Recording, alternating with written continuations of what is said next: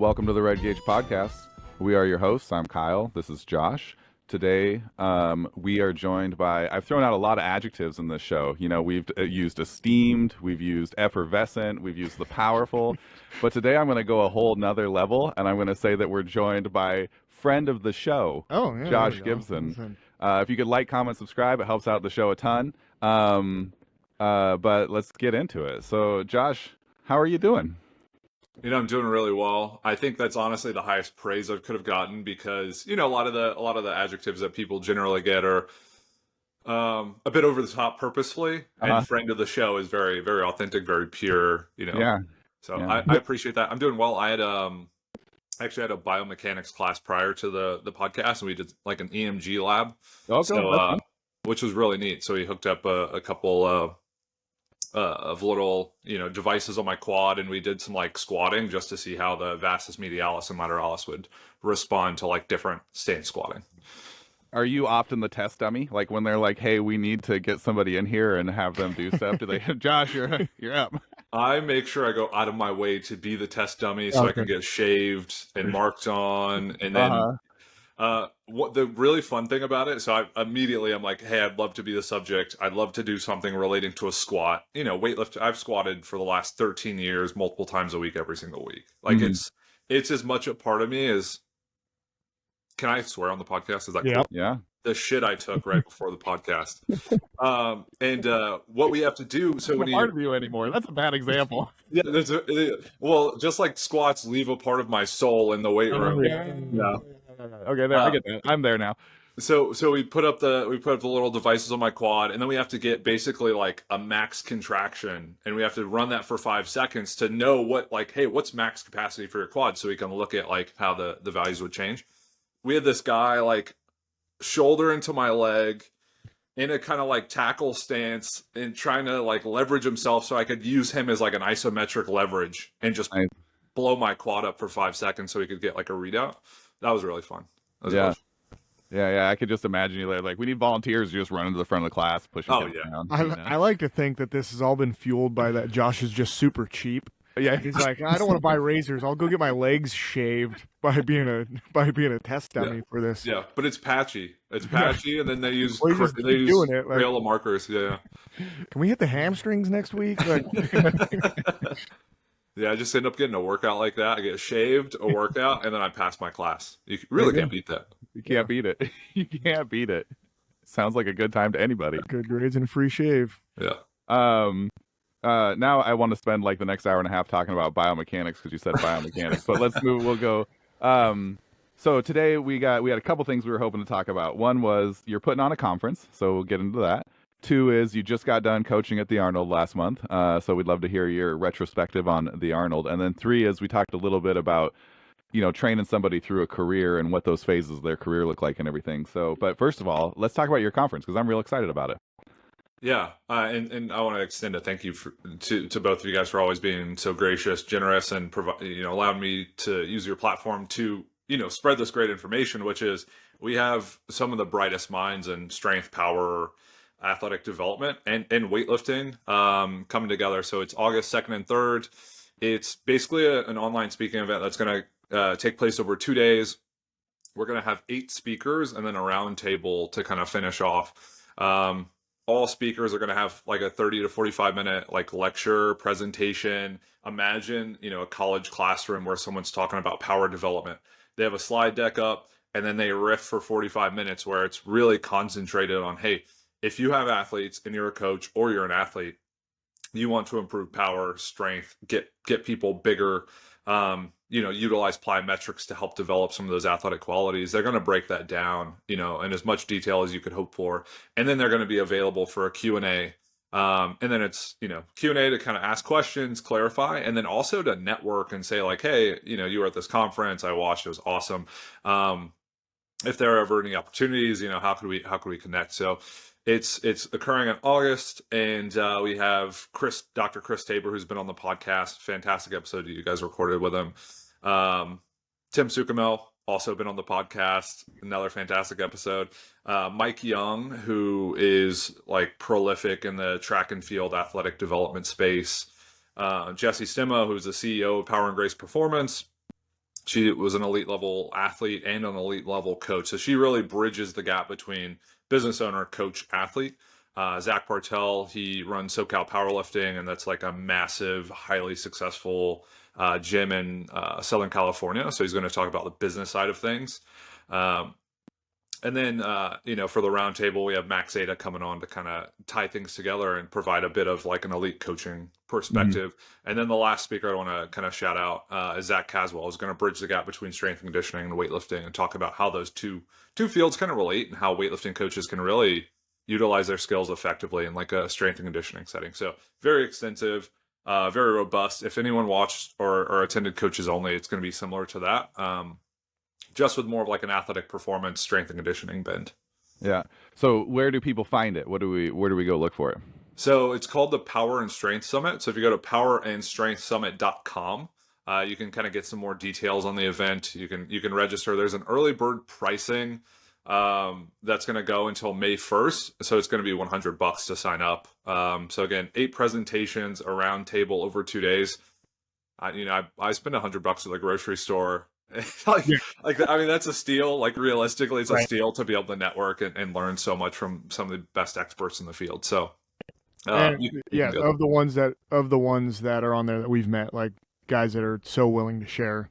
Yeah, like, yeah. That list is a very exciting list of people to me. Yeah. Just go down a rabbit hole right here. I was looking up. Josh had recommended doing. I was getting into online coaching, obviously, and Josh recommended doing Coach Logic. And so I go on to Coach Logic on the website, and it's like I just thought it was an app that he used, and I'm looking at the sample. It says Josh Gibson as the sample thing. I messaged Josh back. I was like, "Is this your app? Did you just send me? Did you just slow roll me into your own app here?" But it's Max Zeta's app, and I was getting set up and everything, and I had the salesperson, assuming I was a salesperson, like giving me the rundown and stuff, and his name was Zach from Coach Logic. And I was like, all right, like, should I contact you, or are you just a sales rep or anything? And he was like, oh no, contact me anytime. My name is Zach Bartell. I was like, what the hell? I was like, well, I was about to ask you. He was on our list of asking to come on the podcast. So during a sales text, I was just like, here's who we are. And he's like, oh yeah, dude, I'd love to come on the show. It was just such a funny little closed group of guys. Like, it's pretty awesome how willing some people have been to come on and share. Yeah. It's been great. Not so much. Yeah. Well, and that's why I think like these events are so beneficial, is the networking aspect. If you guys reach out to Max and you're like, hey Max, could we try out, not that people should do this, but it's like, hey, can we try out Coach Logic? He's more than willing to help accommodate people figure out what makes sense to them in their situation. The same with Zach. Like Zach would be more than happy to jump on a call and chat, whatever business or the app or that side of things. He's more than happy to, more than willing. And I think I'm kind of the same way. So, it's one of those where you provide value, you bring value, and then everyone's willing to return it. And, I write content for Coach Logic. So if you go to the website, coachlogic.com, and then you go to blogs, there are a ton of blogs on coaching and weightlifting, technique programming. And then Hayden Pritchard, who maybe would be a great guest on the podcast, he did his dissertation on tapering. He's competed in powerlifting at the highest levels, competed in weightlifting, has coached all of them, has coached with Mike Teixeira, who would be another great guest. And Hayden is writing articles for Coach Logic as well. I'm going to post one this week. So ton of great content and resources out there if anyone's interested. And then you can network with the people who create them. Yeah. Good times. I'm excited about that. I'm going to be signed up. Yeah. And you said the date was May 1st? So that's the early bird pricing. August 2nd and 3rd. No, that's right. Yeah, August 2nd and 3rd. Yeah. Okay, I wrote it down. I'm paying attention. All right, cool. Well, I'm really excited about that, man. I'll be there. That's like an early birthday present. It's only a couple weeks before my birthday. When's your birthday? August 21st. Okay. I'll give you a shout out. Oh, thank you. Yeah. And if people haven't been around that, like it's not a new concept for me, having been a football coach. Like every year you go get into rooms and you just talk and you listen to the guys that were successful that year. What did they do? And you trust, like for football, what we always say is like, if you come out of there with one or two good ideas, like a lot of this stuff might be stuff you're doing, which is nice to hear. Like you're doing the things that other people are doing. You definitely don't want to show up and figure out that the experts are doing things completely Yeah. different. That's Yep. going to probably give you an existential crisis. But just coming away with a couple of new ideas and putting that in like is huge. If you're doing that, once a year or twice a year, like you're really going to build yourself over 5 years, like a really awesome depth of knowledge and programming and learning how to coach. So Yeah. it's exciting. Everybody should do it. We'll definitely be promoting it. Yep. Yeah. As we get closer, we'll probably start shouting it out on the show and then everything. Yeah. All right. You want to talk about the Arnold? I would love to. It was so much fun. Yeah. Yeah. So who did you have competing at the Arnold? So on the powerlifting side, coached Danny Myers Glenn. Big name in powerlifting. Fifth place at USAPL Nationals multiple years in a row, multiple weight classes. We're gonna have Danny on in 2 weeks. It's super exciting. She's great, and I think she's very like, she's a very like self-aware athlete, and very like mindful. So when you talk to her, she realizes like, there are a lot of things I get from powerlifting that are beneficial and helpful, and this is how other people could probably like benefit from them instead of like I just show up to the gym and I can squat 500 pounds and like I don't know how I did it. Right. I don't know what it's doing for me. I can just do it. So she's awesome. So I coached her. I helped Max handle Suzette Bradley, who is also USAPL.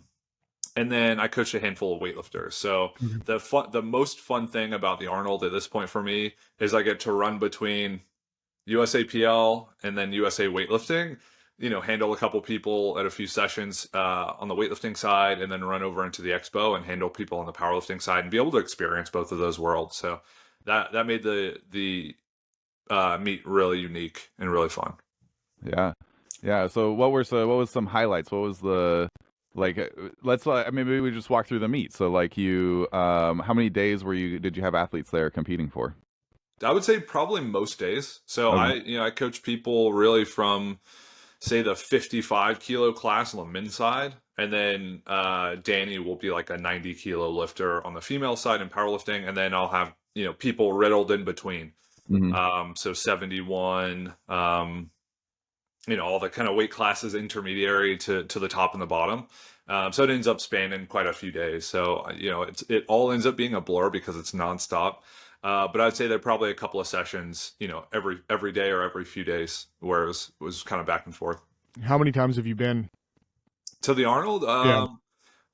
So it's always crazy how this ends up working. I think the first Arnold I went to was like 2014, 2015, 2016. And it was when it was a single stage. It was by Sinclair. I don't know if people even remember Sinclair. I don't know if they're into weightlifting enough to know what that is. But basically the way people are kind of like scaled to compare across weight categories would be Roby for the current conceptualization of it. It used to be Sinclair.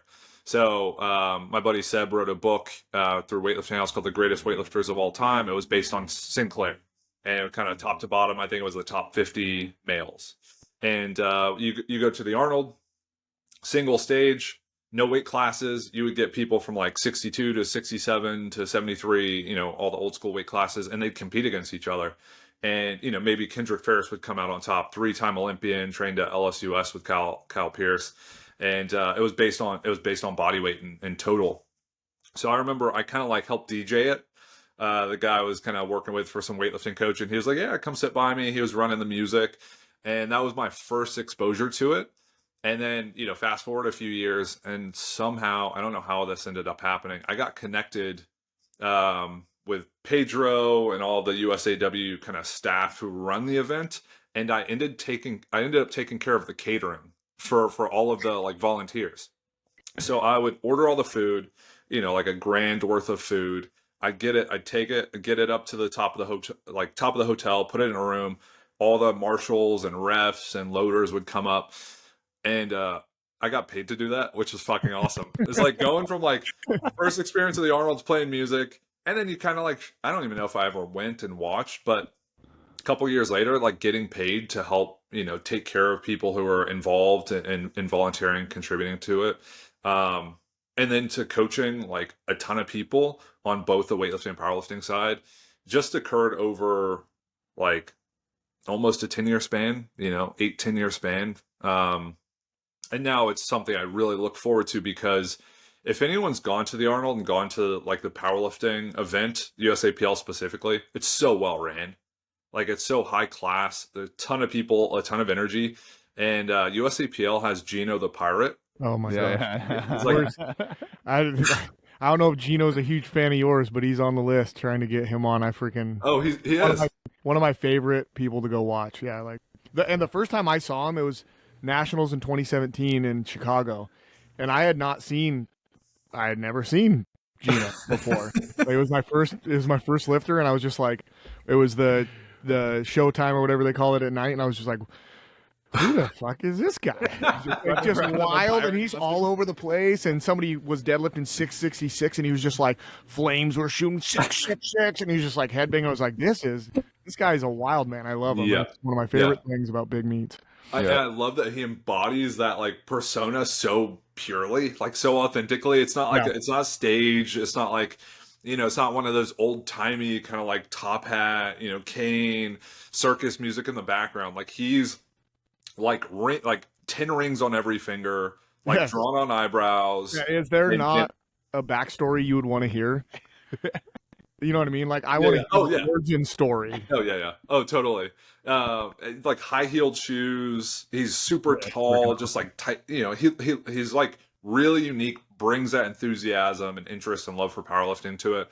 So to have him commentating, pretty much right next to you, giving you a fist bump, holding up a fat head of Danny behind her as she's taking her third deadlift. And that, that's something I think weightlifting could probably benefit from, is a little more like character, a little more like crowd involvement, a little bit more like, oomph, something a little more unique. As a spectator sport, even powerlifting, but like, it can be dull, especially once you're at that level. Like, the novelty of big lifts wear away really quickly. Yeah, totally. Because it's just nonstop. They're all big lifts. You get fatigued almost of being like, holy crap, this is really, really heavy, because everybody's doing it. So yeah, by adding in a little bit of juice, it's almost like a laugh track, right? For a comedy. Yeah, that's right. You're showing the crowd when, hey, this is a big time moment here, because most people don't know, like, they don't know who's pulling for the everything win is big, who's placing, and right? So like, having somebody to be excited, like telling you when to get excited, it seems like it should be silly, but no, it really does work out. And I've definitely seen in like the 20 years that I've been hovering around powerlifting, there's been like a big push almost against personality. Like, I remember Blaine Sumner used to come out with like chalk on his face. Like, that was like his little mini protest that they wouldn't let him, you couldn't have like a branded t-shirt or whatever. And I think that the sports actually miss out on a lot of growth opportunity by not letting their athletes just be silly and fun and whoever they are, because most of the time it's pretty harmless. Well, what it feels like it ends up becoming is, and this, it can feel this way in the back too. It's very rushed, and it's not like, hey, I mean, ultimately the athletes are the show, right? You're going to watch the athletes, but when it becomes like, hey, your attempt's up, go take your attempt, get off. We have to load, change, get the next person up. It's like, what are we doing here? Like, you're running the meet for the meat's sake. You're not running the meet for the athlete's sake. Yeah. And when you have Gino yelling, get behind Danny, and the fat head, and everyone's like, oh, you get your full time to take in the experience, get the crowd involved, and really appreciate it. And it's not like this factory of like, you've got to take the lift so we can change it for the next person. Right. I think when you get into that like flow and that funk, which is kind of where weightlifting can be, it just feels like you got to lift, you miss it, oh, crowd size a little bit, and next person up, next person up, next person up. Got to have that character, the enthusiasm for each individual lifter, so they can really, I mean, you can really appreciate what you're there for, which is everyone lifting. Especially at that level, like the Arnold's or a national meet, like everybody that makes it to the Arnold's, like it's an unbelievable, like that qualifying total. I can't remember exactly what it is, but the dots, like 450 dots for ladies or something like that. Right.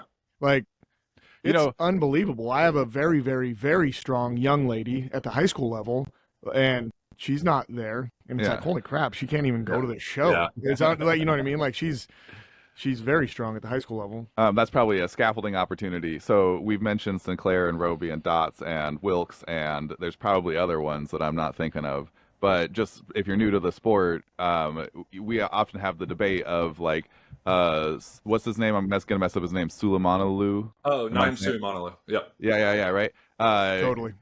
Thank you. He lifted as I don't remember what weight class he lifted in. 60? 100 and what? Like 60 132 kilos? pounds? Yeah. I was gonna say about 130 pounds, right? And phenomenally successful, phenomenally strong lifter. If you might not recognize his name, but if you're in strength sports, I guarantee you've seen a video of him lifting weights.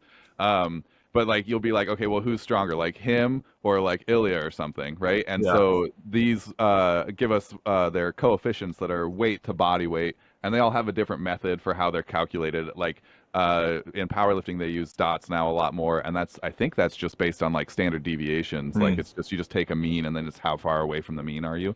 And then there's other formulas that have different reasons. But when we say those, that's what we're talking about. Yeah, just a way to compare across weight classes, and then the dots like tries to compare across sex too, male, female, and so which is important for sport because sport is all about who's the best. And generally, you're like, well, this person's the best, at 60 kilos, but this person's the best at 67. It's like, no, that's not the question. The question is like, who is the best? Right. Who's the greatest of all time? And those arguments are great. And when you can actually put a number to it, put some data to it, it makes for a little bit more of a, spicy argument. Yeah. Like which one do you want? Do you want first, or do you want best overall lifter at the meet? Right. Yeah. Like, yeah, totally. So and it usually none of the like if you look at like how well they match up, it's usually pretty good from like 65 kilos to 200 or not 200 kilos, but like 65 kilos to like 100 kilos or 110 kilos. And then when you start getting really far above or really far below, it starts getting a little fuzzy. Like it's real hard to tell with the ultralights and the ultra heavies, but it's a pretty cool system. Like either way you go. Yeah. Well, and you guys mentioned Naim Suleimanalu, and I'll just say there's like a vivid memory burned into my head. And if you go on YouTube and type in Naim, I think it's Naim Suleimanalu, just spell it however you can. Google will fix it. Yeah, Google will fix it. He clean and jerked over triple body weight. Mm-hmm. So like, I think it was like 190 something. And then the most insane thing, he snatched like 155 kilos. And he was tiny. I mean, he's like very, very short comparatively. And he has this like start where he kind of like gears up, and then snaps the bar off the ground. And I just have that image pulled into my head where it's, he starts, gears up, kind of shakes a little bit, pulls off the ground, racks it, crushes the lift. And I think that was, if you guys had Max on the podcast, I think that was like one of the lifts that inspired him to get into weightlifting. Like it's that powerful, right? Yeah. Yeah, I mean, it really looks like something else. Like when you watch him lift weights, you're like, that is what a max effort clean and jerk or a max effort snatch looks like. If it doesn't look like that, you haven't gotten to max effort yet. Right. He also, I remember he was pretty crooked. I remember that was that I really took away, was, I don't know if that's years of practicing like the split snatch or split jerk or something, or if it was just something that was, he started with and they never tried to correct it or anything. But I think that a lot of coaches, if they saw somebody lift like that, they'd be like, let's deload and work on that hip shift, Yeah. There's a running joke in weightlifting for a long time. I think when CrossFit started getting involved, it's like, your knees cave. It's like, let's take you back down to the PVC pipe. That idea of like, you've got like one technical fault. It's like you need to do technique where you're like condemned to the PVC pipe for the rest of your life. And if you watch Naim lift, you watch his hips when he's standing up in the clean, like his hips like shift around a lot and like wedge underneath, and it looks freaking crazy. And it's like, is that because of, is it an artifact of? And there are a lot of those questions. And I think in elite sport, you can look at asymmetry as like, it's a problem to be solved. It's like, I think it's like ends up being a manifestation of the demands of the sport. Yeah. And you should, it's like with rowing. If you row a lot, you're kind of pulling on one side and you get a little hiked up, kind of asymmetrical. And it's like, that's just an artifact of the sport. It's like part of the demands of the sport is unilateral movement repetitively over years and years and years. Yeah, and we might get a little into the weeds here, but I often watched him just because he does he biases like the same like movement, but I often wondered if that wasn't like a version of hitching in the deadwondered. Like maybe he's gotten to the point where he realizes like, I can get this leg a little straighter and then swing over to the other leg, like I always wondered if that was a thing, or if it really was just like an artifact of his particular movement style or whatever. I think the big thing to take out of there is, if anybody's in coaching and they're listening to that, is like, obviously you want your clients to be safe. Yeah. Like you want to get rid of like non-safe things, but don't continue to hold them back waiting for them to be perfect. Cause most people, like, you're never going to get me to perfect, right? Like my body I've abused it, and I was in the infantry and airborne. Like my body, especially my hips, just don't move right anymore. So you better just figure out how to get me through the movement for me, and not try to compare me to what your ideals of perfect are, or we're just going to be hanging out until I'm so bored I'm going to stop paying you. Is really what, you know what I mean? Like I'll go find somebody that's going to let me freaking squat. Yeah. So like keep your client safe, but let him progress. Yeah. That really goes out to one person specifically if they ever watch this. But well, I think it depends on the lens you're looking at too. If we break this down like as much as we can, it's like, all right, at base you're doing like you can't argue with the number of positives that come from lifting weights. Like it literally is like, unless you're doing it pathologically, like beating yourself into the ground to create some sort of like acute overuse injury, it's like net is positives everywhere. Not PED positives. More like you're benefiting a lot.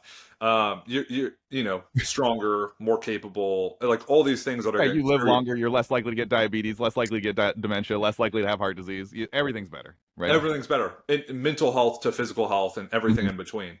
And that is like agnostic to the form or type. If you have a hip shift, it's not like, oh my God, you're going to die early from a heart attack because your hips, shift in the squat. Like those two things aren't related. So if you sacrifice load and movements, just like volume and intensity and all these things that are really beneficial, because someone, their back's a little round when they pull off the floor, it's like, I think your priorities are a little fucked. Like I really think that's the case. Now, if you're talking elite level performance, that sometimes that's being kind of careless early on, where it's like, I'll let this slide.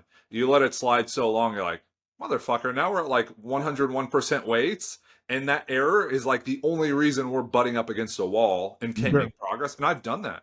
I've coached people, and it's like, you make good progress, so it's like, I'm hands off, laissez-faire, let it do what it's going to do, let it develop because of the training volume, intensity, exercises. And then you get to a point where you're like, that technical quirk is a problem. That's you get really sloppy off the floor, and it's like, now you're always sloppy, and cueing and even exercises sometimes won't fix it, and you have to adjust intensity and constrain the movement. It's like, all right, now we have to reset a bit. So but hopefully you've hooked that athlete now. Like now you can hey, you're this strong. And I tell that a lot to kids. Like I don't make them necessarily stop, but I'll tell them like, maybe on the clean, we don't get nearly as deep. Clean we use just essentially just for the clean sake and with the football kids and stuff. But I'll show them like cleaning to depth, or like, hey, you're kind of shooting your hips right away. Like try to show them like what proper clean form would be. And it's like, if you want to power clean, that's fine. But like, you're not gonna, like, you might get to this level, you're not getting to this level unless we fix this. And some of the kids are interested in fixing it. And it's just for my time constraint where I'm at right now. I can't put in the time to dive all the way in and fix it. So basically it's on them, and some of them really want to and some of them don't, and that's fine. Well, I'd be interested, Josh, in hearing some of your like insight. When I write a program for football, we have 3 days per week. It's like the squat to me is, probably the most important thing. Squat, like bench, like pressing strength. And I would say, okay, well, we need to squat twice a week to probably make good progress. We probably need to bench a little, same, but a little bit more volume on some of those days to make good progress. And then, we have one day where it's like, okay, we can do like cleans and pulls and, more pulling movements. So it's basically like a push day, a pull day, and like a combo day. That's the way I would break it up. And then I think about like, how do we get more clean practice? And we're so constrained by the number of days, and the demands really are like maximal strength. Like, how do we get more practice? Like, I don't know if we really can. I don't know if it's necessary or if it's just like that's your ceiling. That's going to be your ceiling is like frequency. The kids just aren't going to be proficient technically enough. That's probably normally where they're going to break down. And so just what I've done, so we always do, we call it grind time, but we do a little circuit. It's where all my accessory movements are right before we go, like lifting. And so what I did was I took I forget his name. The strength coach from Clemson has a good like here's how you should teach the clean. It's like 7 steps. Okay. And so basically as a clean newbie, I like took all 7 of those steps, and throughout the week the kids like that's part of every day's grind time. Okay. Is I just do a step essentially like in there, so that they're getting work on the technique, and then we clean once a week, just like you like saying. But the way I look at it is like, okay, they are only going like heavy cleans once a week, but they're doing like, they're doing pull like clean pulls, and they're on one of them they're just like pulling to the knee with proper form, and like just little stuff like that. So, but our kids are so low, like you probably can get, I would imagine with your depth of knowledge with the clean, you could probably get your kids to a point where like my elite kids are, like you probably get there really quickly just with your knowledge. So that might not, like those might not help your kids, but that gets us as close as we can with, with my knowledge in weightlifting. So yeah, I mean, one thing I've been really proud of is we have middle school football coming in. We've had them coming in since like December, so we got a bunch of 13-year-olds who are going to transfer to high school, and watching them do split jerks and then be almost perfect. I'm like, really proud, like seeing that, because seeing those kids move those really well, do cleans really really well, and we started working on the snatches. But honestly, the kids they're like so weak. Not like a derogatory way. It's like they can't overhead squat. They can't press the bar in a snatch grip.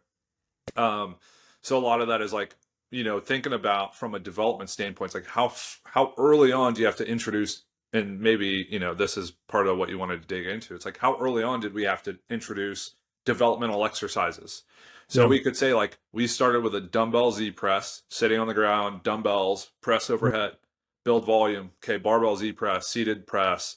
Okay, press from split, okay, then we're doing jerk progressions along the way, but the strength kind of came along to the point where when we get to the end of the technical progression of like strict press, push press, power jerk, behind the neck split jerk from front, strength is there so kids don't collapse in the split. So it's like, how do we build those like progressions to kind of line up? So I think I introduced the snatch a little too late. So I'm like, okay, they can jerk perfectly, they can clean perfectly. Let's snatch to get a little more like kind of like explosive strength, like, and I was a little too late. I wish I would have started that earlier. Started like prepping them earlier so their bodies were ready. So it's not like, okay, the overhead squat's not good, but we need to start to snatch from the hip. Like, what do you end up doing? Right. I think that there's Plato had a quote that was like, if you can ask the right questions, you realize your brain already has all the knowledge, something like that. Yeah. And I think about that a lot in strength sports, like when you're trying to teach somebody that's something that's a little complicated. Like we started for a little bit when we were trying to teach kids how to do the squat. The first thing we'd have them do was just do like just an unladen, just sit on your ankles, right? And like we'd try to find like a position, like where can you sit on your ankles? And occasionally we'd find kids who couldn't even get close. And it was like, okay, well, squatting's probably not going to be fun for you. We'll have to work on that a little bit. Yeah. And then other times you'd have people who are, their shoulder width, and that's like a natural stance. They can move through it. And so it goes from, like an unladen deep squat to like a goblet squat to a front squat to a back squat. And then by the time you get them to the back squat, it's smooth. Like they already know what to do, but you are taking them through those kind of degrees of, mobility demands and building some strength along the way. We do like one workout where we just try to get really pretty body weight squats. And then the next workout, which is the same week, we switch to a goblet squat, and we do goblet squat for a little while until it starts to get awkward to carry the weight, and then keep stepping up and stepping up and stepping up. But just how you were describing, the Z press with dumbbells all the way to a push press, right? Or a jerk. It's amazing how if you can kind of like load those movements, people will just kind of figure it out as it goes, and then by the time you get to the end, they're already in a good spot. It's like for high school athletes, I guess it would be different like if you're doing coaching, right? Because a lot of the athletes you're going to get probably are already like graduated. They're maybe not middle aged, but they're probably in their late teens, right? So that's a whole different thing because you're getting them how they came. Yeah, they might be awesome, like you said. Like Danny is just awesome herself. Yeah. Like hopefully she knows how great she is, type thing. Like doesn't have to brag about it or anything, but still, like But then you also get some people. It's like I've never lifted. I have no like I would hate for somebody to have to train me. Like I'm strong, but I just am stiff. Like the real answer should probably be like, all right, well, go do 6 months of Pilates and come back and see me. Like, but like when we had Spencer Arnold on, he's at Hebron down in Georgia. Like, Yeah. you know, I already asked my school. I was like, tried to like slow play him a little bit. I was like, because I am interested in getting like the middle school. So our middle school starts in 5th grade. So we have a 5th, 6th building and then a 7th, 8th building. And I have buddies that do PE down there, but they aren't doing anything that has anything to do with getting better as athletes. They're just trying to like survive, quality of movement and stuff, roll a ball out type stuff. And it's like, I'm the PE department chair, so I'm trying to like reverse, like make sure that we're getting kids that can run or jump. So I'm like, you guys need to send me out. And I was like, and I got a school I could go to is Hebron, and because he's got them from 6th grade, and he just talks about how starting at that age, like how perfect his kids are with movement patterns by the time they hit 9th grade. Like, but you have 3 years of running and stopping and jumping and cutting and form and technique where, like, if I get a kid their freshman year, I'm kind of excited because a lot of times I'll get them as a sophomore or further. And it's like, okay, so we have, they really got to be performing by the beginning of their senior year. So if I got them as a sophomore, like I've got to get them through as good a form as possible and get as much gains as possible in probably, 24 months. So it really starts to back against itself. And not that someone that's starting isn't going to see a bunch of gains, right? They're going to get the beginner gains and they're going to fly, but it just is such a short period of time. I ran when I had a meeting with Mike Cunliffe. He's an Olympic track coach. Like he trains almost all the athletes that he trains are like freaking 9, 10. You know what I mean? He's like, and we were trying to get him on. He's interested, but we contacted him, right? He just moved to Switzerland as a part of like as Doyle International or something. So we're trying to get him on, but it's a 12-hour time difference. But he talks about like just the importance, not only, and I am not going to try to get this deep because I'm not this intelligent, but he talks about like yes, you can't change your DNA, but like by starting at the age of like 9, like you could change the way your DNA expresses itself. Like you become you become as an elite level athlete as you could be. And he's like, those differences, obviously you can't tell because it's the same human, but he's like the differences are vast. I would say of those two things. Like, no, I was just gonna kind of break the fourth wall. I think as a podcast, this is like full of gold. I mean, I have so many things I'd want to like comment on and talk about, and I think part of that is as your proficiency as a coach develops. Like I coach, I'd say the best weightlifters in the U.S. The best powerlifters in the U.S. So seeing guys clean 370 pounds, 168 at like 90 kilo body weight, it's like, oh, that's like awesome, that's a PR, great, like training's going well. And then I'll be in the high school and it's like, okay, how do I get kids to be able to do that if they're what you're talking about, like their genetics would allow it, their environmental kind of like the environmental stuff would allow it.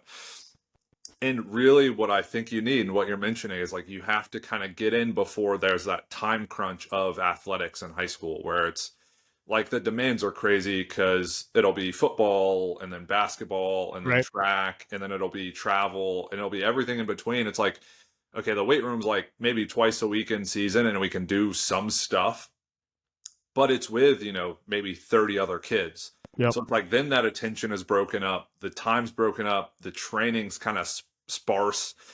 So you're trying to like hang on versus, you get kids in middle school and they come in, I think they're called like prisoner squats. It's something where you're like fingers are laced behind. It's like we can do prisoner lunges back and forth. And I want you to stay completely upright, not touch your legs and hold a good posture, load, boom.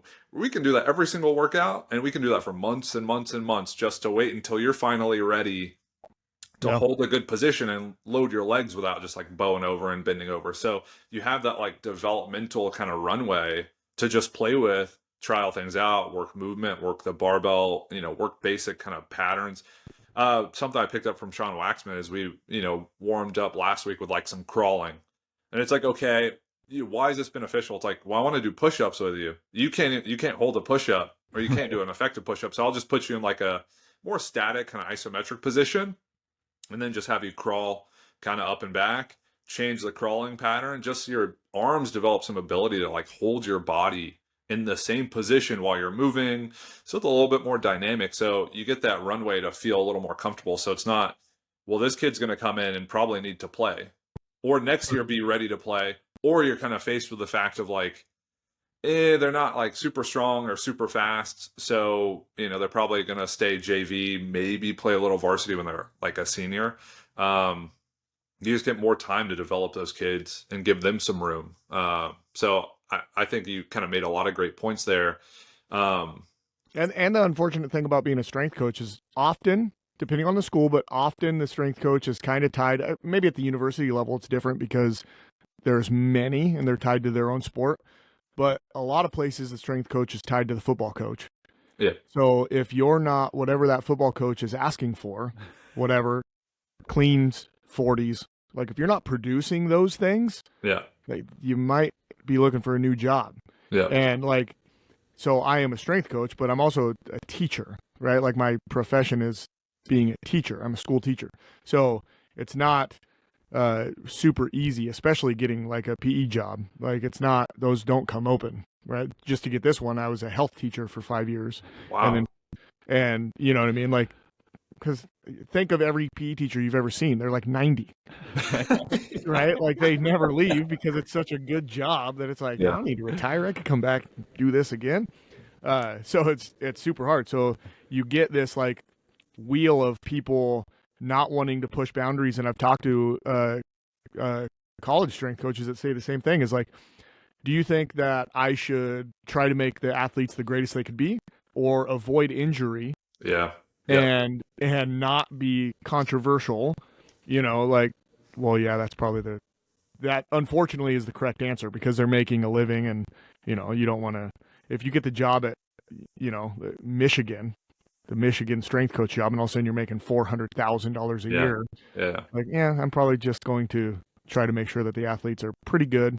But it really, I think, dampers like the boundaries we could push as strength coaches with those kind of athletes. Yeah. Well, there's like two things there. One's the program I'm in, they're like physical education focused students, like doctorate students.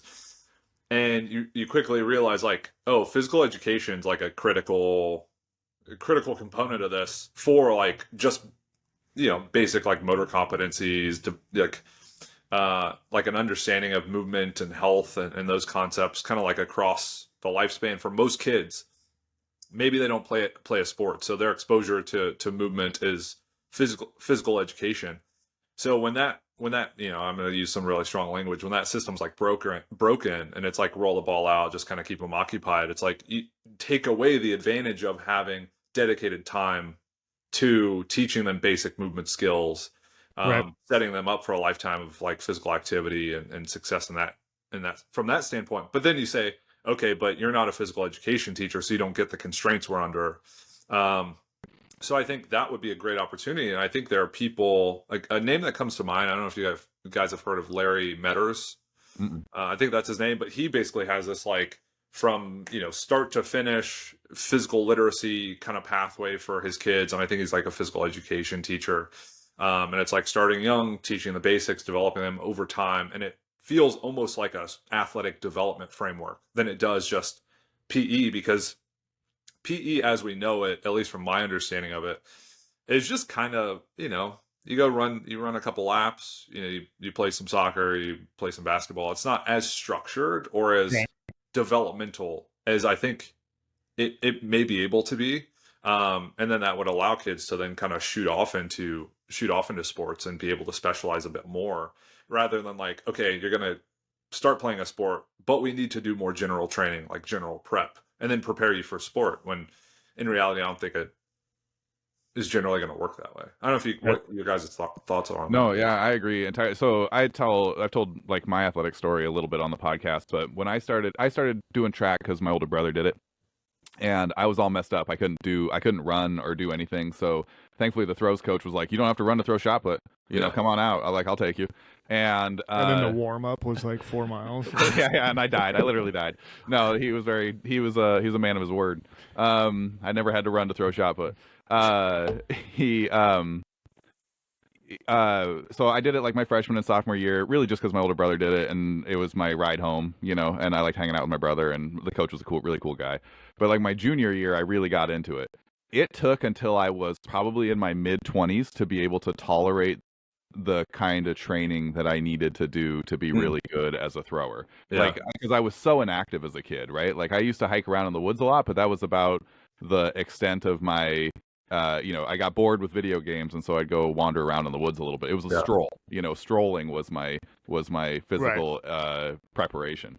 Now, like, I'm a little bit different, right? Because I'm a bigger guy. I'm 6'2", and I've pretty much always been over 200 pounds, and I'm a really, really good power athlete. Like as a high school, in my first year of lifting weights, I did 635 for a triple on deadlift, and I think I was doing like mid 30s for a vertical or something like that. So like, the ceiling was really high for me in terms of like the capacity for power production, but it took a very long time. It was just like, I'd go out to like practices or something or try to hang with coaches, and they're like, we're doing a little plyo circuit today. And I'd get halfway through it and I'd be like, my ankles are gone. Like I can't do if I try to do another jump, I'm toast. But I'm also the only one working on a 40-inch box, and everybody else is working on a 20-inch box. And, so like the absolute volume was pretty high.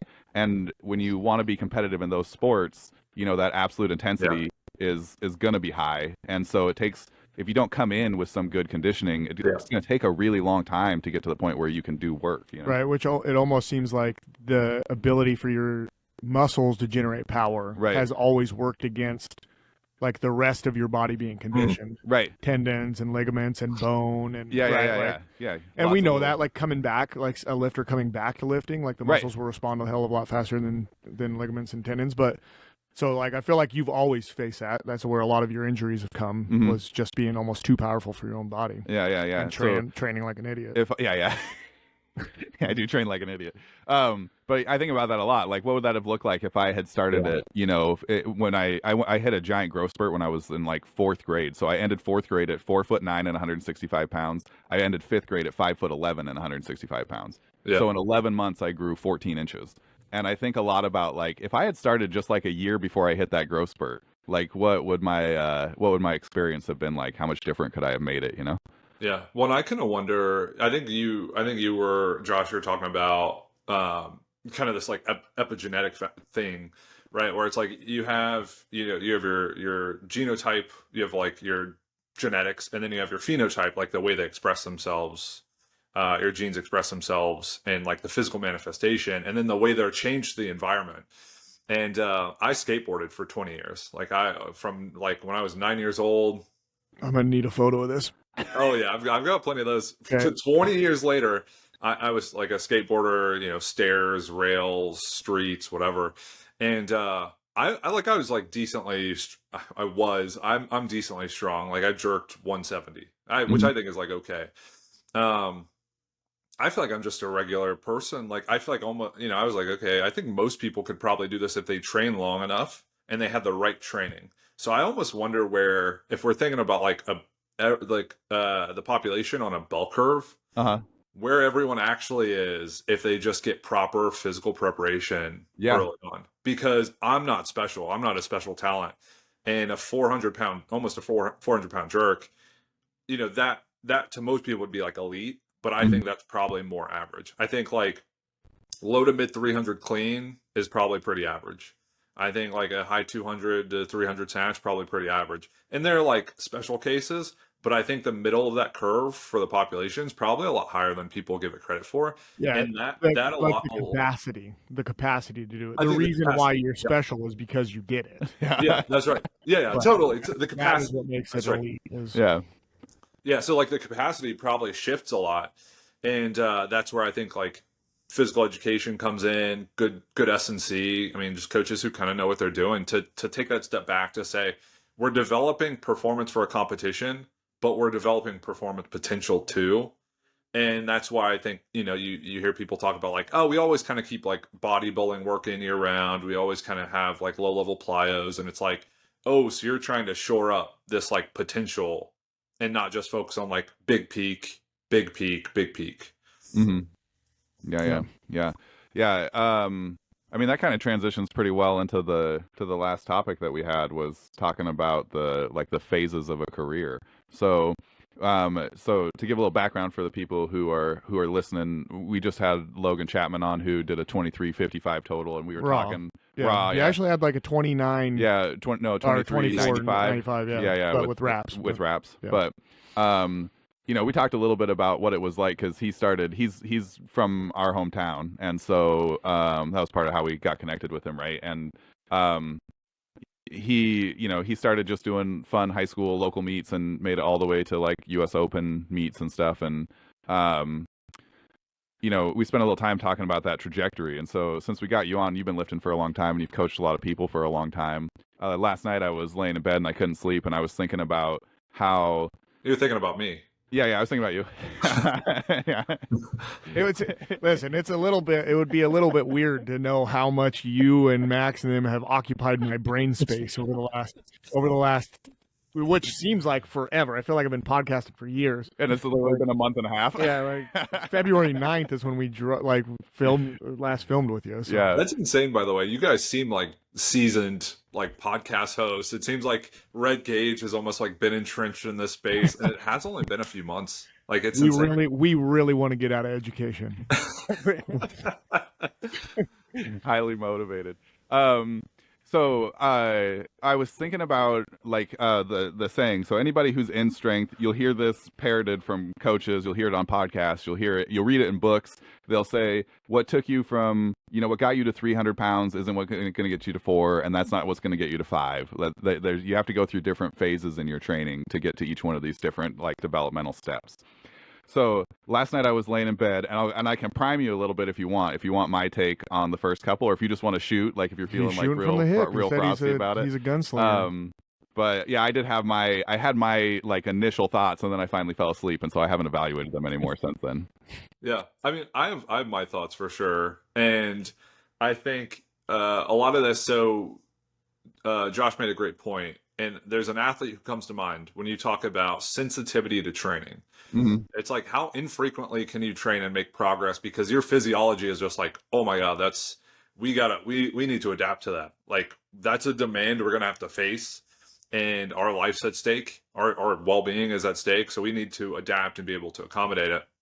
There's a name that comes to mind. I won't name the athlete, but they like, and I might have mentioned, I don't know if I mentioned this on the podcast. I say it a lot because it's fucking crazy that they would take, so I remember they like took a couple of weeks off squatting. So they posted a PR on Instagram. It's female. Hopefully this doesn't give it away. It's female, 100. Narrowing it down here. One of my athletes. Female, 165 kilo front squat. Uh-huh. Okay, that's Massive. Fucking insane. Yeah. First off. And the caption, giving it away again. The caption is, oh, had to take a few weeks off squatting because my knee's giving me issues, and then came in and front squatted a PR. And it's like, in what fucking world does that actually work, to where you take weeks off, you're not training, you're not squatting? And I know she's not lying. I've watched her train.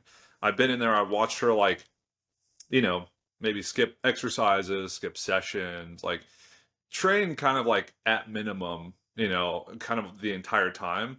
And front squat 165. I remember watching her come in. The first day I met her, I think she snatched like 90 kilos in clean and jerk, like 105 or 110. And Max was Max was telling me, like, no, she's going to be really good. She was a freak. She just took some time off. She's got to ramp back up. And I was like, she looks kind of like rusty. And then from my time seeing that to knowing her, I think she ended up snatching like 113 in clean and jerking around like 140. Which were like, I think those are national records. Like, I think the 113 was around a national record at the time. And her training would be sporadic. It'd be kind of clumsy, she'd kind of skip accessory work, being pretty infrequent. And I watched her one day. She came in and back squatted. I think it was like 170 plus for a set of 5. And I just thought to myself, like, she comes in consistently and will train and consistently get better from whatever like baseline to national records and 200 plus kilo squats and just like numbers you could not imagine. And it seems like she doesn't really have to work for it. Like some people grind their asses off, like Max, squatted to a max 8 times a day for 8 years. And it's like, and he was strong, but he wasn't like, 165 kilo front squat as a female strong.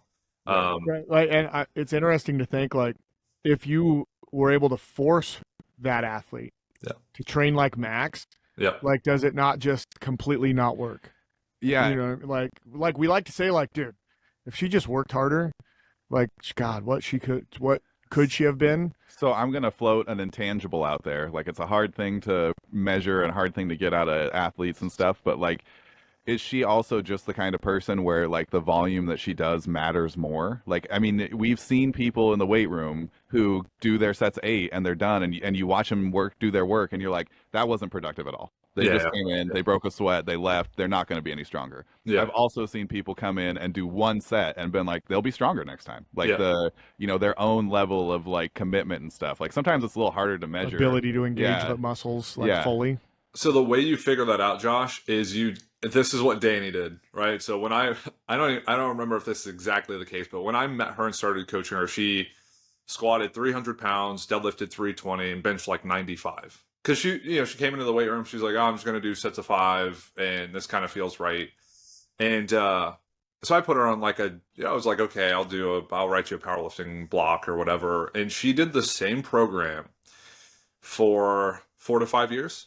Like almost verbatim, like block pull one day, pull from floor one day, tempo squat, pause squat, normal squat, and then like a high volume day, the first block, medium volume squat, same. So it was like very, very similar in structure. And the reason why that was effective, Josh, is because it was so regimented and I knew exactly what she was doing, that it was this number of reps at these average intensities and in this pattern, and I could watch her just get stronger and stronger and stronger and stronger and say like, I know what's happening. The problem is when it stops working and you make a change and then it still doesn't work, or they regress. And it's like, okay, now I'm making changes and they're regressing or not getting stronger. Right. So she started this like huge weight loss journey over the last few years and went from 113 kilos to 90. And as a coach, I think the programming shit. Like she's getting weaker because the programming sucks. And it's like, no, she's losing, she's losing muscle, leverages are changing, technical stuff's changing.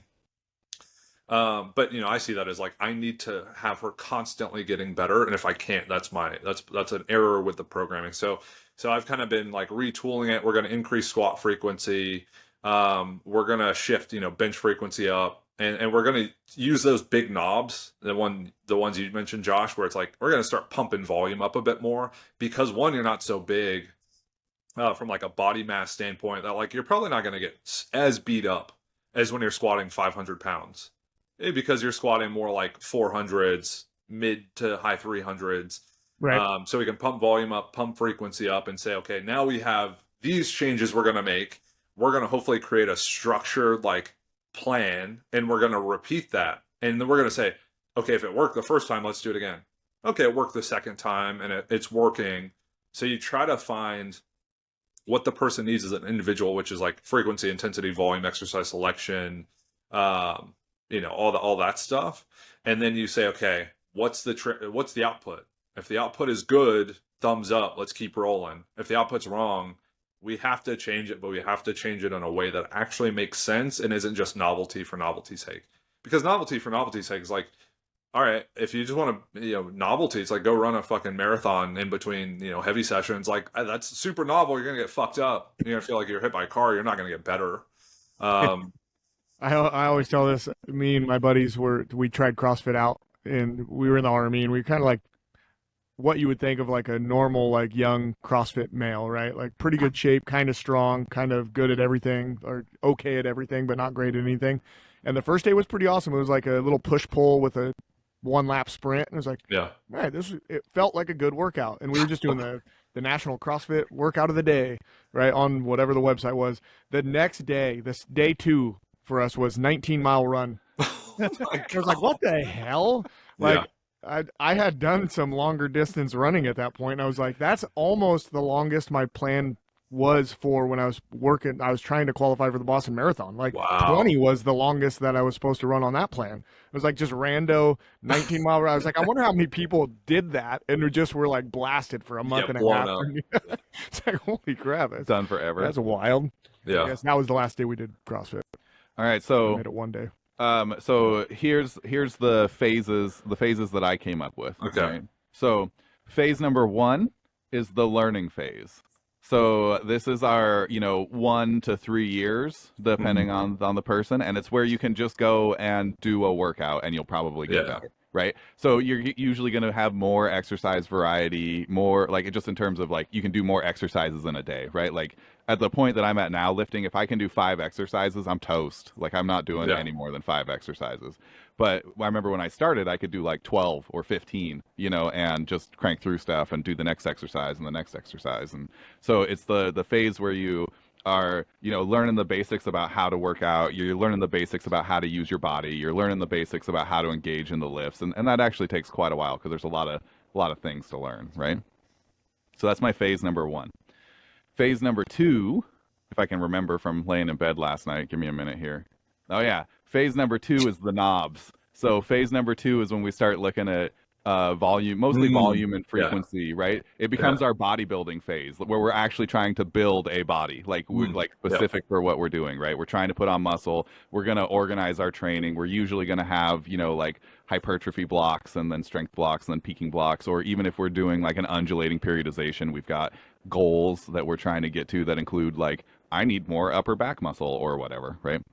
And then phase number 3, which I don't see a lot of people get to, and I'm kind of thinking about if I can break these up into more sets or whatever. But phase number 3 becomes you really start deconstructing what you're doing in the weight room. So like if you want to like become a better deadlifter or a better bench presser, it's going to start looking really, or squatter or whatever. This is the phase where your training actually starts to look different from your lift for a reason. So like we had, when we had Logan on, he was talking about how when he was trying to get from like an 800-pound squat to a 1,000-pound squat, he started doing a lot more like end range of motion stuff, work on boxes to get to where his hips and knees are fully extended and stuff, like things that wouldn't be part of like a traditional program. I'm kind of doing the same thing. I always really wanted to deadlift 800 pounds. I'm 40 now, and I'm like, I'm trying to, I'm like, I mean, Dave Ricks is out there doing it at 60. So like, maybe I'll have a lot longer to go for it, but I'm really like, my deadlift day is like hip thrusts and Jefferson curls. And, like it's all the things where I'm trying to like pick apart all the pieces and see how much I can develop each one of those pieces before I take another big push at the lift. And so, that's something that I've seen quite a few times with lifters where it's like, well, what do you do? Like, I'm trying to remember, he was a super big squatter and I'm forgetting his name right now, but like he would squat every day. And then he's like, I squat and then I have like 3 accessory exercises. And his 3 accessory exercises didn't make any sense. Like if you were on the outside looking in, they were like a single-legged Romanian and like, but in like a really specific range of motion with like 500 pounds of bands or whatever. And, like you would be like, why would anybody do this exercise? Or if you've ever seen some of like Brian Shaw's footage, like he'll have some deadlift accessory that he does and he swears by, but it's like a custom machine that they only made in Eastern Europe from 1974 to 1976. And, it gets really like piecewise. So those were kind of like the things that I was thinking about. And now I'm trying to think about how I can expand those a little bit. Well, have you heard of there's a lot of literature on long-term athlete development. I think the guy who comes to mind is Ballier, something like that. He kind of wrote about it extensively. But the reference I always get pushed toward is actually like, I don't remember the exact name of the organization, but it's like the Canadian version of the long-term athlete development model, which I think is broken up really well. I'm not going to go into that. I actually wanted to kind of link together the anecdote I gave, which is people who were very, very sensitive to training don't need specific training. Right. That's the idea you're getting at with that stage 1 is you're so sensitive to physical stress. Right. You don't need specificity. You need physical stress as imposed by a body weight prisoner squat or a lunge or a split squat or anything where your knee extends, your quads are going to be blown up and they're Mhm. going to adapt. And anything where like your hips, and all these muscles, respond are going to be blown up. So the reason why you have more like foundational movements is because you want to develop competency through what's going to be loaded eventually and stressed repetitively, and you're going to move those knobs. So you talk about sensitivity to training, it's at its greatest, kind of around those like years where people are going through puberty. You see that in the high school. It's like you went from squatting 95 pounds to squatting 200 kilo, like 440. The programming's great. It's not that great. Yeah, So yeah. that sensitivity kind of takes place, and it's like hopefully you pattern the movement correctly so that when you start loading and you start adjusting those knobs, it's the stress you want, and it's not inconsistent. It's not inefficient. It's not like a kind of wonky, unpredictable. Stress that is going to be hard to change when you get to those more advanced stages and you say, yeah, we need to work this position, and it's been so grooved, I know exactly what I'm getting. So if I say, hey, we're going to do 50 reps to that position, or 100 or 150, I know where it's going, and it's not just being kind of dumped down the drain kind of spastically. The next point would be this concept of periodization. I saw this recently. Someone was talking about periodization being a myth, and it's like I don't understand what those arguments are actually about. I don't know if you guys have broken down the concept of periodization on the podcast yet. So yeah, just real briefly, we've kind of talked about it in the idea that like there's a lot of different periodization models, but the idea is that we take kind of the two things that the weight room does for us well. It changes tissues and we can learn a skill, right? So those are the two kind of tools that we can do really well.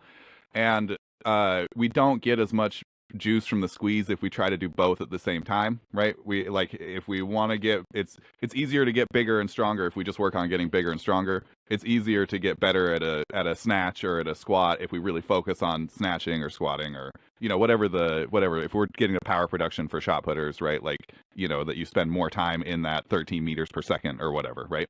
So we've kind of talked about it as like you are splitting those up and then you have transitional periods. So like traditionally in powerlifting, you might do a volume block where you're just trying to get bigger, just trying to put on more muscle. And then you turn that into a strength block and then a peak. And at the end of the peak, you compete. And the peak is kind of the skill phase of it, right? So that's kind of the lowdown that I usually give when I first start talking about periodization, because it seems like the most digestible. But I'm happy to to go a little deeper if you want to talk more about what it is that we're getting out of it. Well, I wanted to just change the perspective a little bit and say that was great. I think you explained like block periodization really, really well. I think zooming out, so there's a great paper by Aaron Cunanan. He'd be a great guest for the podcast. Director of Applied Sports Science for the Reds, worked for the San Francisco Giants, worked for the UFC in like a high performance role. ETSU grad, and he has a paper on the general adaptation syndrome and periodization. So I literally use his definition of periodization in everything I write. So books, papers, articles. I come back to Cunanan in 2018. Yeah. And basically, what it is, periodization is two things. It's like it's two things. It's a planning component, which is you have so much time to peak. Like from today to when you compete, that's on the calendar. It's like an unavoidable fact of life. You have a calendar, you have days, you have time, and that's like that overview of that time available to train until you compete. Okay, so it's planning that out. And then there's a programming component, which is what you mentioned, which is like sets, reps, load, exercises, and all those things that fit in to a workout or fit into a training session. So that's the programming component. So we have planning from start to finish, A to Z, and then we have programming, which is filling in all of the details, writing actual workouts. That's periodization, and then it's like, how do you do that logically? To me, that's like broad overview. That's periodization as a concept. I don't know how that could ever be considered a myth. Like the fact you have to plan for a competition and you have to write workouts that make sense and lead to a peak. You're not going to start with the most intense work the farthest away and the most volume closest to. Like that really doesn't logically make any sense. If you peak and you hit PRs and that works for you, you figured out your own scheme of how you would periodize your training. But basically there's this model of like, it's kind of a funnel. It's general and extensive, high volume to specific and lower volumes, higher intensities. And then you can fill in all the details, and you can say, okay, this is like block style, and this is like weekly undulating programming and daily undulating programming. But one thing that helped me conceptualize it I think a bit better, and this was from Mike Zordos out of Florida Atlantic. He said you can periodize anything. You can periodize exercises, you can periodize like range of motion. All it means is you have a logical sequencing from one period of training to the next, to the next, to the next. So it is not your favorite flavor or brand or what an influencer is selling you. It is a planning component and a programming component. And I think for me, that's like the biggest breakdown. And when we think of development, it kind of follows that model. You just have, more general training for less developed athletes, more specific training for more developed athletes, and then more like competitive style training for the most advanced athletes. Yeah. And it just funnels that way. Yeah. So it funnels it funnels like a program, right? Well, so before you get in there, Yeah. deep level, let the simpleton jump in here. But like, I'm wondering if like the people that are saying like it's a myth, I wonder how many of those people are just still in like their first 2 years of training. So they might look at a program that's like, all right, they're doing 3 weeks and a deload or something, and they're like, what the hell? I've squat for the last 75 days and look how much progress I'm making. I don't need any of this periodization. I'm getting better at everything. Like, I could see how somebody just jumped in full go, because that's especially kids that are strong. Like, I see that a lot. Like, the ability to gain strength somehow equals knowledge, because what they're doing is working. But like I talk about all the time, like, you probably could have a group of chimpanzees write in dirt a program and give it to new athletes, and it's gonna work, because just getting into the weight room is gonna work. So I could see how like really new lifters that are just in there doing wild ass shit, and they're like, dude, this I'm getting, like I said, went from 100 to 300 in a year. Like, I can progress my squat 300 pounds a year with my stuff, and I'm not doing anything, like. So I'm hoping that's who is saying, and it's not like really intelligent, but sometimes you hear some wild shit from people that are supposed to be the leaders in the sport. I think that, like, talking about hearing some wild shit from people who are supposed to be leaders in the sport, I think one of the things that gets lost when we have these conversations is that there is no, like, when we had Tim Sukamel on, we talked for 15 minutes about what strength means, right? So like, right, when we get into like what this language means, like, we all know that it's not perfect. Like, we all know that volume and intensity and frequency aren't perfect descriptors of what it is that we're actually talking about. Same with periodization, like linear periodization. Like, if you looked at the programming somebody does and you tried to like chart out their total weight and stuff, like, you wouldn't ever come up with anything that was linear, most likely. Yeah. And so, like, I think it's important to, that people don't get overly pedantic on like what the word is and focus on like what the practice is, right? Yep. Like what the actual implementation. That's where you get to be pedantic and fight over the X's and O's. But like, sometimes people do get caught up on that. They're like, periodization is stupid because, like, if you look at the way I periodize, I start super high volume and then just taper all the way to whatever my thing is, right? And so you might not see any periodization in that. You're like, hey, every week the weight goes up and the reps go down, for 6 months or whatever, right? And like that would, you might not see that as like chunks of training, right? Yeah. But you can definitely go and look at the research and talk to people who have been successful and see like, okay, well, this block, like this, if you have the whole world of training that you can do, this one's really good at making you stronger, and this one's really good at preparing you for a meet. This one's even better at making you stronger, but you lose fitness so fast that you can't do it for very long, like, Right. And so when you start looking at those as tools, then it definitely becomes periods. Like, each one of those, like, I'm definitely working on a tool for each one of those blocks. Yeah. Well, I think what this requires, we're going to get a little outside of the scope of just being a sport coach. It requires this ability to think abstractly, and I like this word. There's actually a really cool paper that uses it in the title, but to think like counterfactually of like alternative worlds that could exist. So when you write a program, you make great progress. You think like, this is the program. I would say, could it be better and you get better results? Like, you actually don't know that. Right. So this idea of like, the program could be worse and it could be better.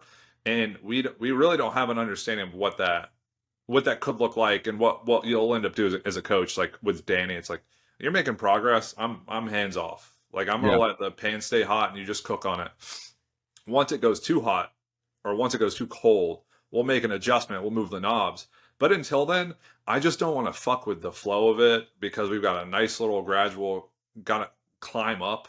And you don't want to overshoot so fast that, like, yeah, then those movement, if we can call them like patterns, become kind of clunky, and then you're loading them too heavy, so technique gets distorted. Mm-hmm. You see that happen, right? Where like you'll get to a quote unquote peaking block, or like special prep block, and it's just so heavy. It's like you went from like really good movement when you were doing blocks of 5s and 8s, and then we do triples and you're tipping over a lot, and it's just Mm-hmm. like shit. You're not loading the movement how we want to load it. So like that higher intensity training is not being put in your legs; it's being put in your back.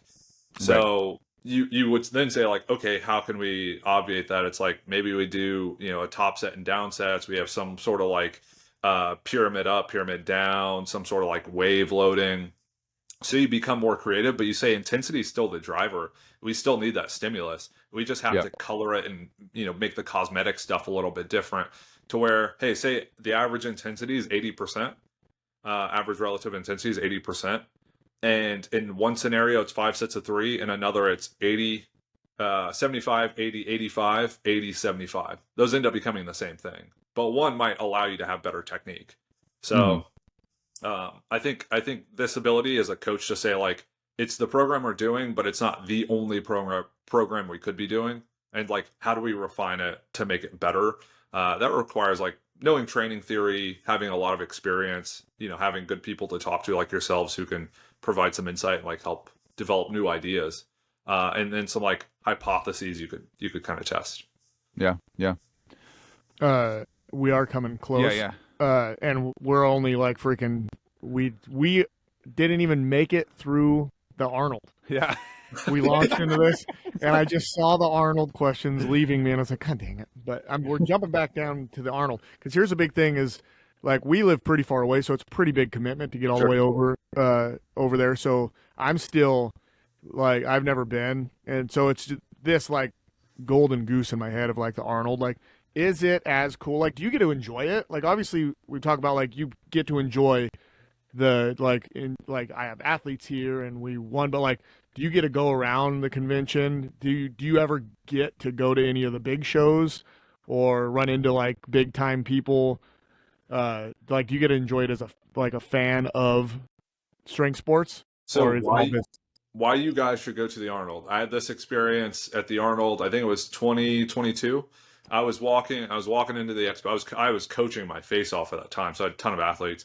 I was walking in and I saw Danny Camargo, who like one of the best, one of the most well-known coaches in USA weightlifting. Coach Maddie Rogers before she went to Catalyst Athletics. She's one of the best, weightlifters on the female side. And I went up to Danny. I'm like, hey, Danny, like, my name's Josh. And I started to introduce myself. He's like, I know who you are. I was on the podcast with you. And I was like, oh yeah, that's right. Like all of these people who are high level coaches, the best of the best athletes. We know each other, right? So it's like seeing Olivia Reeves, Olympic gold medalist, like the best American female, I'll say it, of all time on the weightlifting side. I got a picture with her and Max, and it's like, hey, Olivia, it's like good to run into you in person, and we've done some work prior and then since. So like to be able to connect with those people, see Mary Tyson Lappin, Olympian, give her a hug, say what's up, like to see all these people and connect with them is fucking awesome. right? The second best thing, and someone said this, and they said it in like a negative way. We're in the warm up room for powerlifting, and it's kind of like caged in. And there's the entrance running along the side of the cage. And there are people who are kind of like streaming in, and they'll come and stand against the gate and kind of look in and see what's going on. There's a stand. And they're like, the warm-up room is open to like the convention. Yeah. So it's a ton of people. And better be focused. They're like, oh, I feel like I'm in a fishbowl. And I'm like, yeah, I fucking love it. Like, we are the spectacle. Like, we are the fish. And people are like, oh, look at that. That's crazy. That's a strong fish. And I like that. I like being the person who people are like, oh, I'm going to take pictures and watch and cheer on. The people who are doing who are putting on the show, like, I love that. So the Arnold for me is an opportunity for all this work, all this stress. I was programming most of yesterday. I program this morning. I'll program after we finish up. I program a ton. I coach a ton. At the Arnold, it's a time to actually like realize that as a coach. So it's like a peaking block for the athlete, a peaking block for the coach, and then you get to enjoy the fruits of your labor. Yeah, cool. All right, well, we're there. Yeah, try We to made keep it. you under. Yeah. We could still go for a long time, but Yeah, Yeah, that all right. was fantastic. get you out. Yeah, Great. thanks everybody for being here. Again, like, comment, subscribe, share. Helps out the show a ton. Josh, you're a wonderful human being. Thanks Thank for you. showing up. Oh, We really appreciate Josh your time. Gibson, my bad.